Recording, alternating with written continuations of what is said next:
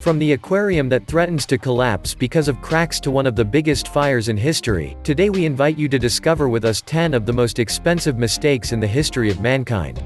It is February 1, 2003, and the Space Shuttle Columbia is returning from a 16-day scientific mission. But ouch, as soon as it entered the atmosphere, it disintegrated over Texas, 16 minutes before the scheduled time of its landing on the Cape Canaveral base, Florida. The 7 astronauts who were on board are unfortunately killed. According to the first information, it is a failure in the heat shield covering the left wing of the shuttle, following an incident which occurred during the takeoff, which could have been at the origin of the accident. Remember, in January 1986, the explosion of the Shuttle Challenger, shortly after its takeoff from Cape Canaveral, had already caused the death of its 7 crew members. The shuttle flight interruption risked delaying the ongoing construction and operation of the International Space Station. This incident marked the end of the Space Shuttle flight program, but the Bush administration decided to keep the 3 remaining shuttles anyway in order to complete their commitments. A tribute ceremony was held at the Arlington Military Cemetery in Virginia near Washington. Sad end for talented astronauts. Now, look at the big claw you see there. Used just after the disaster, a digger's claw was abandoned in the exclusion zone of Chernobyl. This claw would be so radioactive that the slightest contact could be fatal. The device was left behind after being used in the nuclear cleanup operations following the 1986 plant disaster. There are many things in the area today that prolonged contact can kill you. But this claw is certainly the most dangerous of all. An immediate exposure to radiation does not kill you on the spot, far from it. But spending some time in this place and being in contact with this famous claw exposes you to a very important dose of radiation. Strong radioactive particles will get stuck in your hair and clothes, which will give a much longer and therefore more dangerous exposure. Today, the city of Pripyat has a relatively low radiation, but some places remain quite radioactive and dangerous. A friendly advice: don't go near it.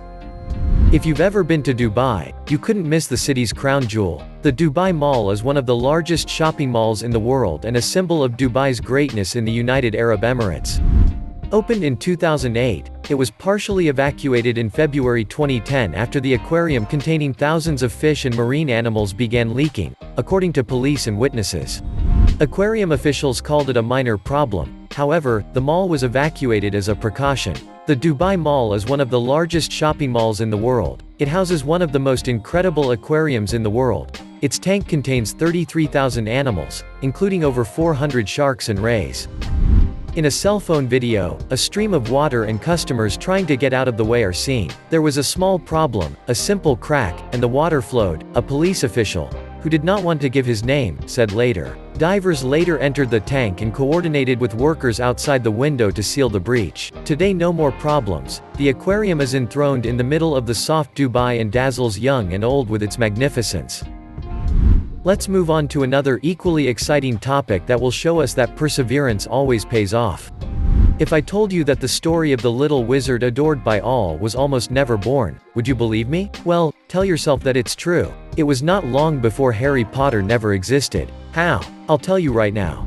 More than 11 publishing houses rejected the manuscript of the first volume, Harry Potter and the Philosopher's Stone. Each time, the British novelist J.K. Rowling was sent back the same argument: it's way too long for a children's book. And yes, even the little wizard did not necessarily convince his world when his creator presented him to the publishing houses. 12 refusals later, and here is Harry Potter and the Philosopher's Stone, published by Bloomsbury Publishing. The beginning of the jackpot. 400 million copies of the saga will be sold and propel Harry Potter on the podium of the most sold books of all times. The writer did not give up and succeeded in publishing her manuscript, which had the success we know today. Honestly, could you imagine a world without Harry Potter?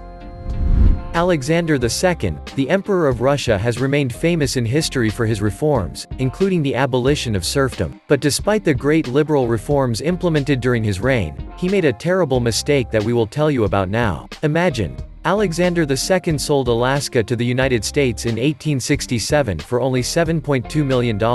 For several years, the Americans thought they had made a bad deal. But barely 50 years later, they had recovered 100 times the original amount. The deal of the century for the Americans, who recovered a land rich in natural resources like oil and gold. Just enthroned as Tsar of Russia, Alexander II decided to separate himself from this territory known to be poor in natural resources, sparsely populated, and difficult to protect. Besides, according to the logic of geography, Alaska should be returned to Canada, which was a British colony, and much closer to land than its American neighbors.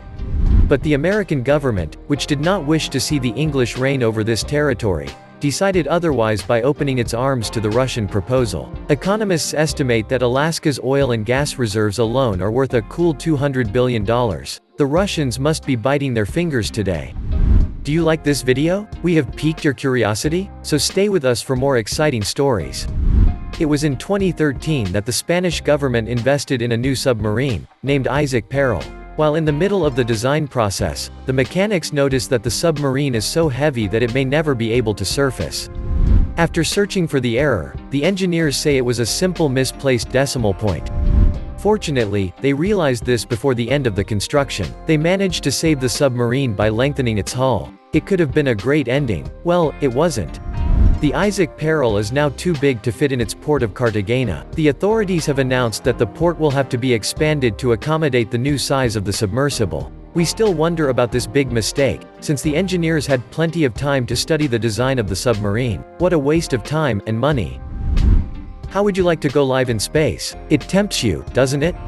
Man has never stopped looking for life elsewhere, on another planet. For a good number of years, dozens of space probes have been sent to study what was going on and if we could one day hope to move into space. The Mars Climate Orbiter probe was launched into orbit around the planet Mars to study the planet's atmosphere. But on this day in September 1999, no more news from the Mars Climate Orbiter. The probe would have crashed on the red planet. All day long, the engineers had hoped for a miracle. The probe is not yet lost, they affirmed at NASA. An investigation revealed that the failure was due to a navigational error, as commands from Earth were sent in English units, pound-seconds, without being converted to metric units, Newton-seconds. The error thus made that the orbiter missed the planned orbit and fell in the Martian atmosphere at approximately 57 kilometers of altitude, before disintegrating under the effect of the atmospheric constraints. How could this have been possible? Several investigations later tried to determine if it was a human error or a lack of means. But what we already know is that this crash has already cost the Americans millions. Let's go back to Alaska now. On the evening of March 23, 1989, the Exxon Valdez left the port of Valdez, Alaska, bound for Long Beach, California, with 180,000 tons of crude oil on board. A few minutes after midnight, the ship hit a reef, a well-known hazard for navigation in Alaska's Prince William Sound. Many animals died as a result of this incident. The Exxon Valdez oil spill covered more than 2,000 kilometers of coastline and killed hundreds of thousands of seabirds, otters, seals, and whales. Nearly 30 years later, pockets of crude oil remain in some areas. At the time, it was the largest oil spill in American waters. Initial attempts to contain the oil failed, and in the months that followed, the oil spill spread. Investigators concluded that the captain of the Exxon Valdez, Joseph Hazelwood, had been drinking that night. He was convicted of the day crime of negligent oil spill and sentenced in Anchorage court to 1,000 hours of beach cleanup and $50,000 in damages. This remains one of the most disastrous accidents we have ever known. Nature will have paid a heavy price.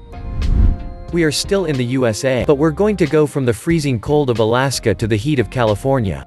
And I can assure you that we are weighing our words carefully when we talk about heat. The fire that ravaged Yosemite National Park in August 2013 became the third largest fire in California history.